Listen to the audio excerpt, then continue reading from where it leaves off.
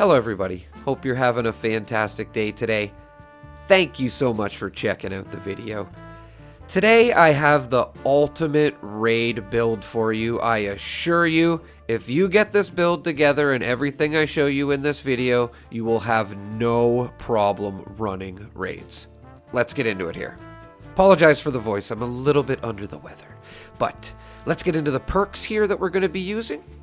And this is kind of going to be like a full health, heavy gunner power armor build. And yes, these are the perk cards that I'm using. I just want to point out, yes, I have Nerd Rage on, and I know I said it's a full health power armor build, but sometimes I like to go low health when I'm not running raids. I would not do the raids low health. I'm just throwing that out there. So that's why I have this on. So you can, mix this up with something else if you want, or just go, low health with power armor sometimes. It's quite nice running around, fighting regular mobs. Like, you just destroy them. And here are the legendary perk cards we're using. And probably the most important gun, anti-armor, faster fire rate, action points cost. Definitely get the accelerated nozzle and the, oh my god, what is it? The accelerated nozzle and not the standard core receptacle. I think it's called the stinging receptacle. I will link a video on how to get those mods for this weapon. It is not easy. But you're going to be using this Gatling Plasma on the robot at the beginning here, and you're just going to be spamming in VATs and criticals as much as possible. Hold that critical button down. Try not to get out of your power armor too much like me, but that's basically what we're doing with this build. And I also recommend a Holy Fire. It's an absolute amazing weapon with Pyromaniacs as the 4th star. Anti-armor, rapid, with more durability is what I'm using. Napalm tank, long barrel. Huge propellant tank.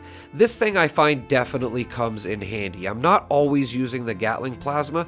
The Flamer is absolutely amazing for watching the drill. You could use an auto axe. I hear a lot of people using an auto axe, but my friends and I have been using the Flamer, or the Holy Fire specifically, and it's been working great. And of course you can take the Epsilon guys out with it as well. You can use an auto axe for this as well, or a Gatling Plasma, but I've just been using the Flamer or the Gatling Plasma, and I really do like the Flamer for the part where you destroy the crystals. It's just good for taking them out quick, and you're not, reloading the Gatling Plasma or winding it up. The Syringer, definitely another great weapon to have with you. I'm going to show you the bosses that I shoot before I start damaging them. It definitely helps on the robot here at the beginning. The Epsilon guys, and I do shoot the snake at the end as well, as soon as he pops through the little waterfall here. And yes, a Union power armor as well. It's almost a must because of the poison resist that it has.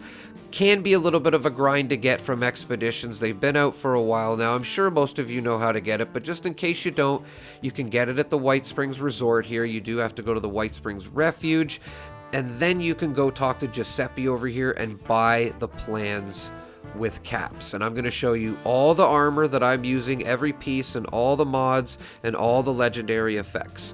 Now keep in mind, this may take a little bit of expedition grinding to get this power armor, but like I said, it's pretty much a must for running this raid. I highly recommend it because of the poison resistance.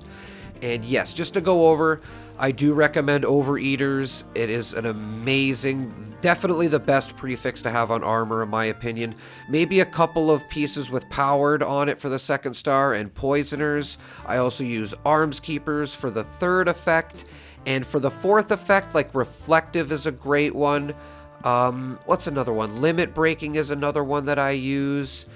And yes, this is very important, and I know Rejuvenators as well. You just got to keep in mind this takes a lot to work up to, but once you just build this slowly and get all this stuff together, I'm telling you, these raids are going to be so easy. Like, we've been just smashing through them. I do recommend having a regular set of armor too. Any Secret Service armor will do. I just use an unyielding set that I have, but pretty much any set of unyielding armor will do. And the reason I do recommend having this as well, because running the tunnels for the drill stage, if you're doing that, it's best not to be in a power armor for this. You might as well just be in your armor and make sure you put your gun away. Even a 10mm pistol will slow you down. Let's get on to the serums here. Very important as well. I have Adrenal on, but it's not exactly a must. I don't recommend Carnivore for this build. Eagle Eyes I definitely recommend, as we are a crit build. Healing Factor I definitely recommend. Herbivore is what I do recommend for this build. I'm going to show a little bit later the buffs that we're going to be using for this. Herd Mentality as well. Marsupial, now you can get away with not using it, and it does help with the jumping in some stages, but I do use it, and you can cancel it by holding the square button on PlayStation. Just throwing that out there, so if you are using Marsupial. Scaly Skin I definitely recommend as well. Even though your AP is reduced, everything else that I've shown you in this video should give you more than enough AP. And yes, Perfect Bubblegum, just to get that Overeater's effect to its maximum potential on your armor. Also, Company Tea is your best friend with this build. It lasts an hour, and you can get it at Crater. I think it's 1,250 gold bullion. Definitely recommend it for this build, as it will keep replenishing your AP, your action points, a lot quicker, so you'll be able to spam as many criticals as possible. And again, you can just come over here and see Mortimer, and you won't see it on the screen here because I've already purchased it. Some of the plans work like that, but I assure you it is 1,250 bullion, and you can get the Company Tea machine for Mortimer. Also, canned coffee's great as well. If you can bring in a bunch of canned coffee and drink a bunch of it or eat a bunch of it or whatever before you start shooting a boss, this will help you keep your AP up like to full for longer than you think it can. Probably just spam as much of it as you can. Also, Blight Soup I recommend for this build, as it will give you 100% more critical damage. You just have to find Blight and boiled water. It's very easy to make. Big Gun Bobbleheads if you have them as well. Tesla Science 8 if you have it as well. I think Tesla Science 9 is even better if I'm not mistaken. I could be wrong. And of course, Psycho Buff I use as well to get some extra damage. Every little bit helps with this raid, ladies and gentlemen. I just want to say again that these are not easy, but once you get everything I showed you in this video, I guarantee you and your friends are going to be just flying through these raids. Like, they're just so easy at this point for me and my friends, and we're still working to get all this stuff together as well. Hope this really helps you get through the raids, everybody. Have a pleasant evening. Thanks for watching.